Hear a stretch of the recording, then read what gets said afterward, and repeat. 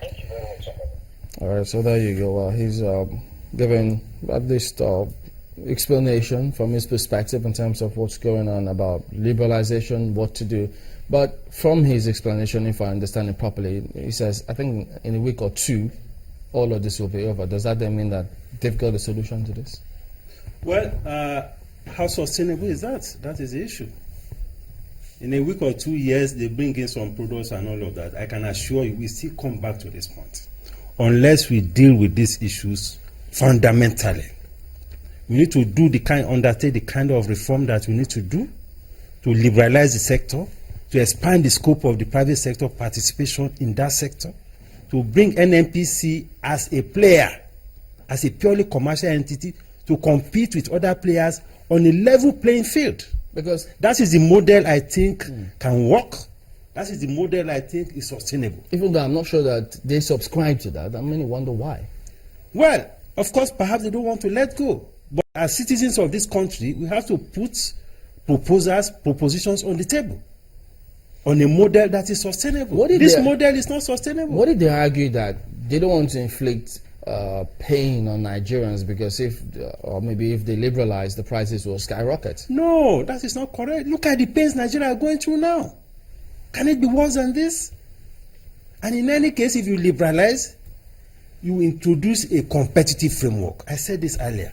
Once you create a competitive market framework, it will be difficult to exploit people. But that will be that is what will happen. That won't happen immediately, because let's look at what's going to happen in the short term. For instance, considering where we are right now, government is not giving any other importer forex for certain purposes. They're asking them to source it by themselves. So you can imagine if everybody is sourcing at a time when forex is scarce and bringing in product at the rate they're going to bring it in and selling it at whatever rate. What do you think is going to happen in the short term?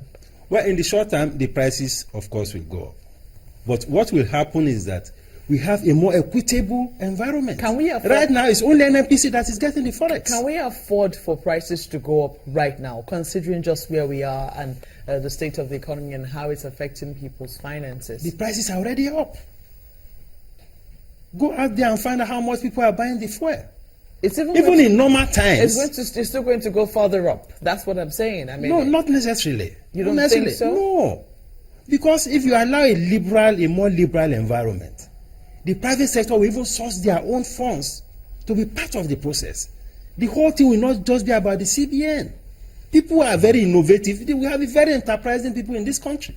They will find a way to bring these products in, and this will moderate all this tension that we have. From our talk with him and your analysis of the problem, don't you think that we're almost getting to identify some of the vested interests?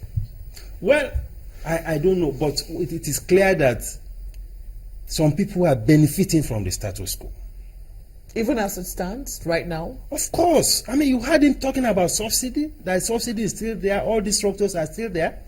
And these are structures that are not benefiting. He also admitted that Nigerians are not even getting the full benefits of the subsidy. No, he said something about subsidy being inherited. Well, as it stands right now, they're still trying to pay off that backlog of subsidies that were inherited. But right now, they're operating the price modulation system, which says something about subsidy. The point is that as soon as the crude oil price begins to go up, as we are beginning to see, subsidy will you don't think that there will be an adjustment? Then we'll be back to the He spoke about an adjustment of price again.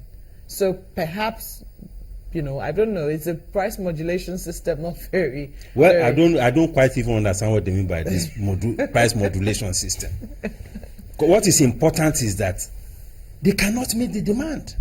I hope I'm getting it clearly, but yes. What it seems they're saying is that they will be adjusting the price as, the price of crude oil, either goes up or goes down on the international market. Do you think that helps? This is not helping. Because you can only control the price of something over which you have the supply. If you don't have the supply to match the price will go out of hand. No matter what you do, no matter what controls you do, no matter how much DPR officials you send out, if you don't have the supply to match it, the prices will go out of hand. That is what we are having. Should we be looking towards the 22 depots across the country and see if we can get them running? With that, if you have a depot, somebody has to provide the supply. Who is going to fill the depot?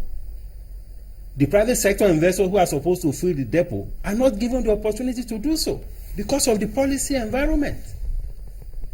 So there is no alternative to liberalizing all of these things. If you need to engage labor, let the government engage with labor. We cannot continue to go through this cycle of scarcity, of agony, of, it's a lot of pain on Nigerians. Well, who knows when that next price modulation will happen, because different people who are importing this product are giving different landing costs as a result, determining their prices. But then whether or not the price modulation takes the prices up or down, you think this is not sustainable? It's not sustainable. This model is not sustainable. That's my view. All right, we've been speaking with Mr. Muda Yusuf, the Director General of Lagos Chamber of Commerce and Industry. Thank you for coming on this morning. Thank you very much. We'll be back in a moment. Do stay with us.